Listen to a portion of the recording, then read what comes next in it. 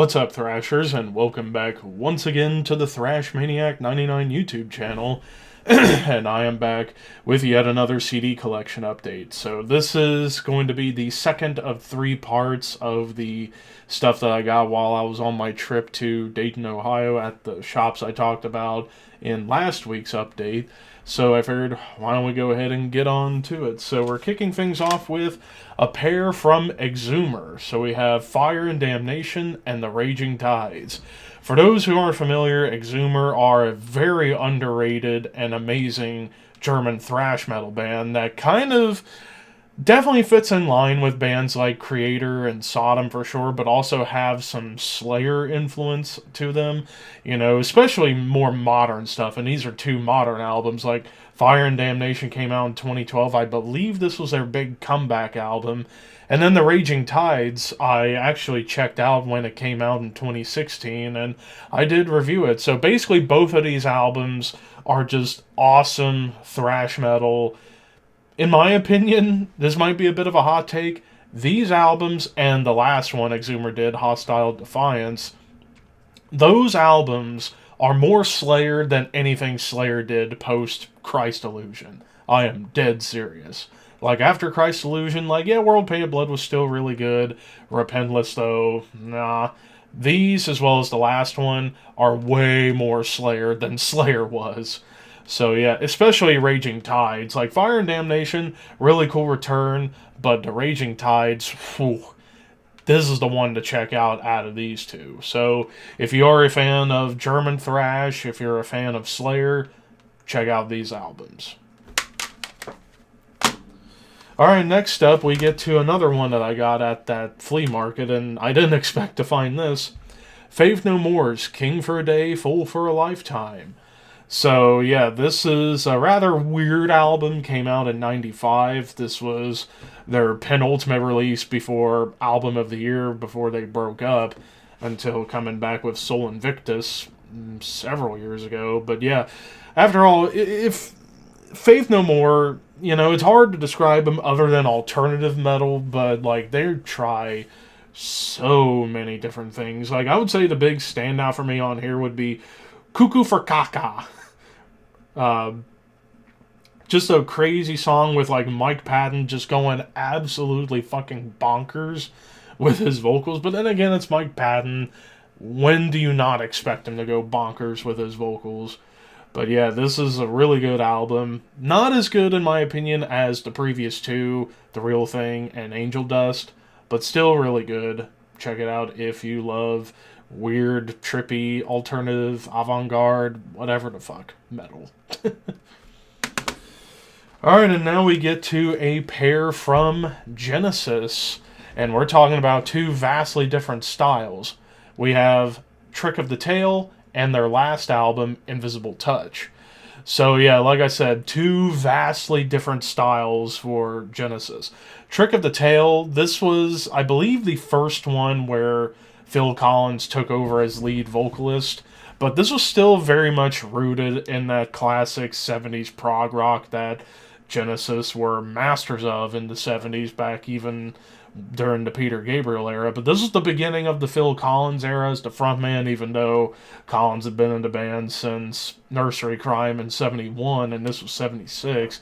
But yeah, this was after Peter left and started his own solo career, and Collins taking over the helm, and this is a great album. A hell of a debut for Collins on lead vocals.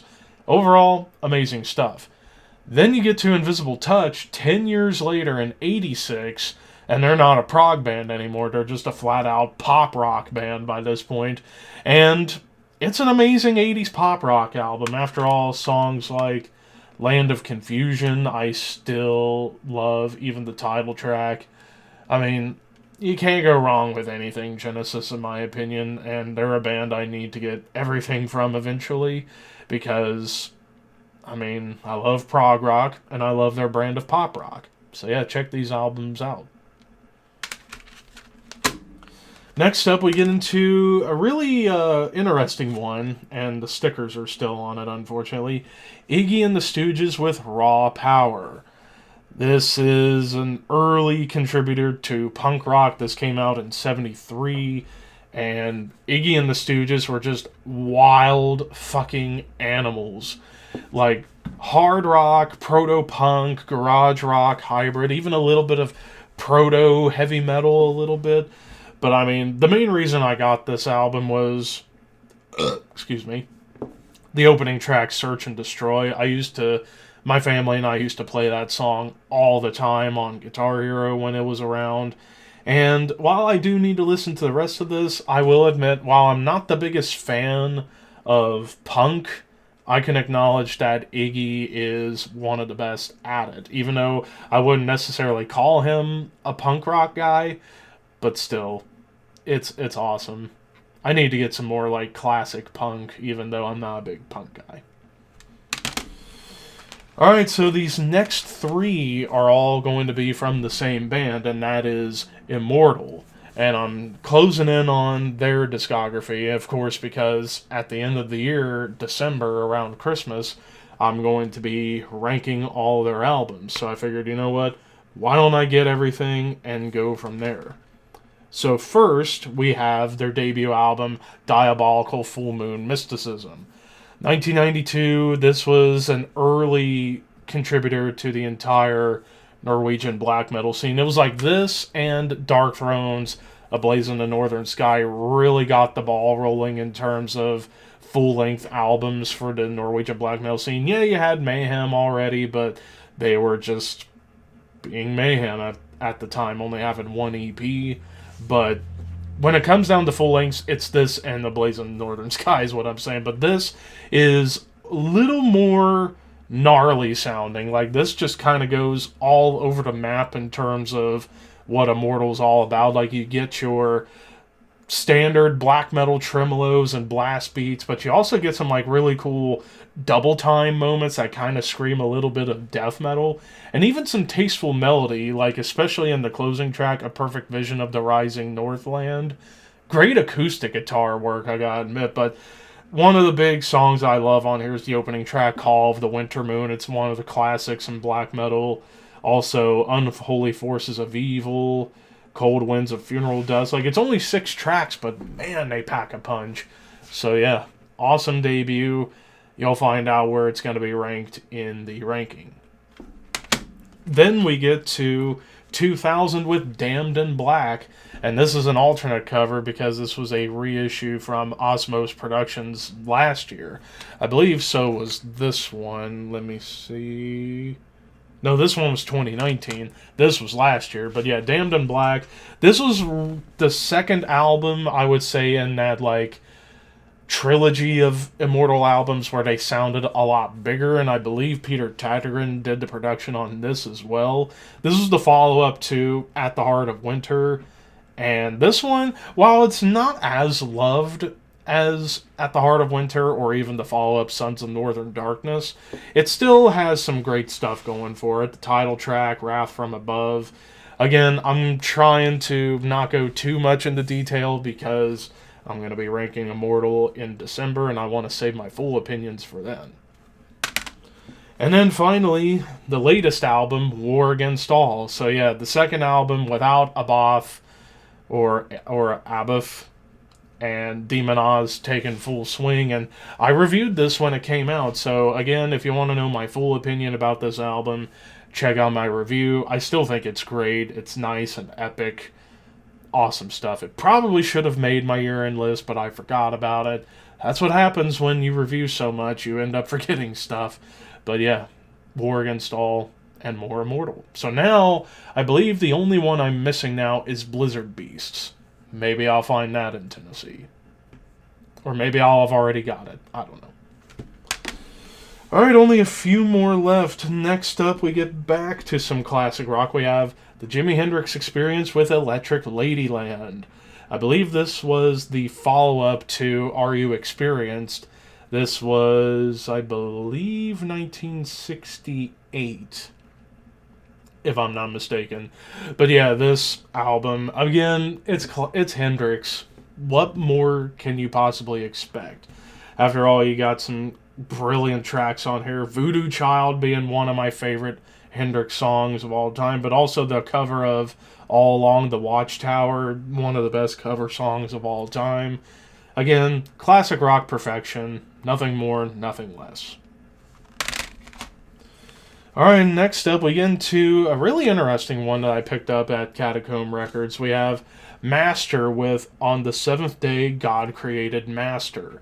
This is the second album from this early on Chicago-based, now Czech Republic-based death metal, death thrash band.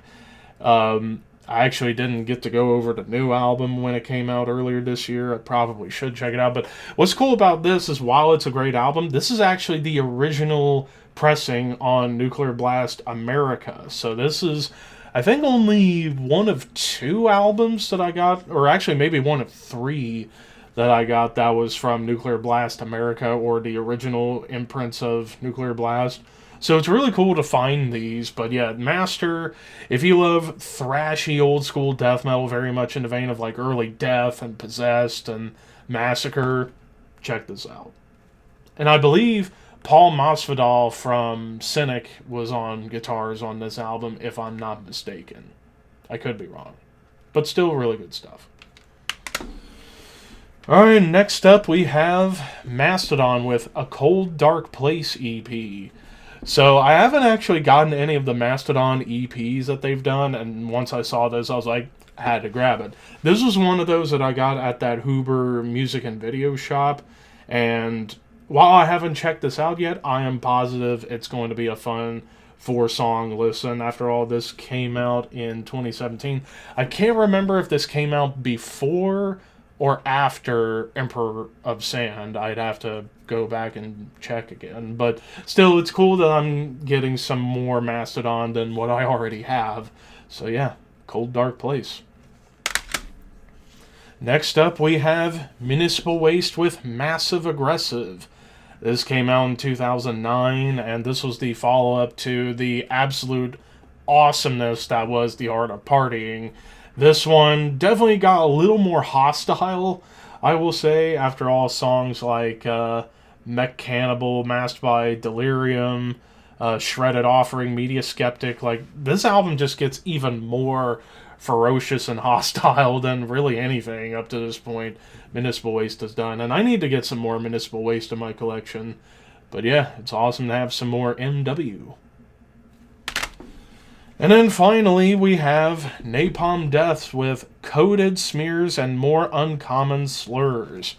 So this is the big one of many different, like, compilation albums Napalm Death has done over the years, and this is the most recent one.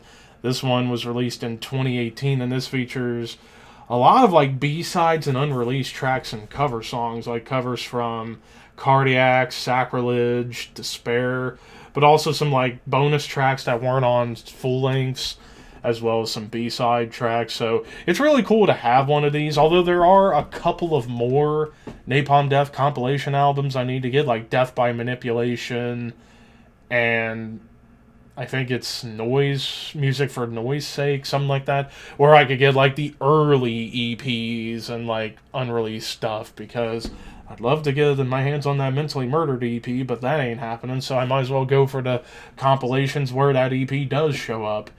But yeah, it's cool to have this in terms of, like, trying to get all of Napalm Death, well, except for 2 albums, but still really cool to have some more Napalm Death, because I might rank them next year.